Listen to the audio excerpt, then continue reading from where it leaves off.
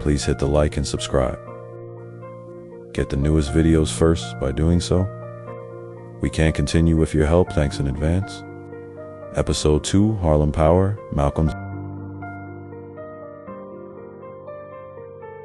But prison gave him something far more dangerous: clarity. This is the moment where a hustler disappeared and a revolutionary mind began to form. In episode 1, we saw Harlem as Malcolm first encountered power, but Malcolm's path didn't rise immediately. It collapsed, and that collapse would change Black history forever. In 1946, Malcolm Little was arrested for burglary. The sentence was severe: 8 to 10 years. To the system, Malcolm was just another criminal. But inside prison walls, something unexpected happened. Malcolm didn't harden. He woke up. Prison stripped him of everything: freedom, status, identity, and then it replaced those things with time. Time to think. It's time to read. Time to confront why the streets existed at all. Malcolm encountered inmates who challenged his thinking, especially a man known as Bimby. For the first time, Malcolm saw a Black man respected not for fear but for knowledge and discipline. Malcolm began reading obsessively: history, philosophy, politics, religion. He copied the dictionary word by word to rebuild his vocabulary. The same discipline that once served hustling was now fueling intellectual warfare. Malcolm realized something devastating: the streets weren't the cause of Black suffering. They were a symptom.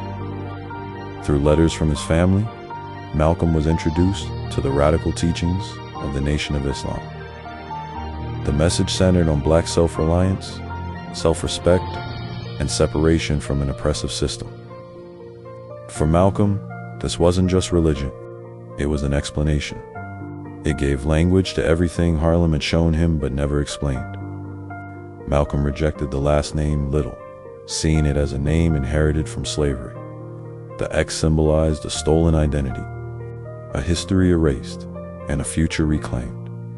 This wasn't a cosmetic change. It was a declaration of war with truth. While Malcolm transformed behind bars, Harlem continued operating under its own rules. Bumpy Johnson remained in control, navigating mobs and police. Two forms of power were still evolving, one through influence and enforcement, the other through ideology and discipline.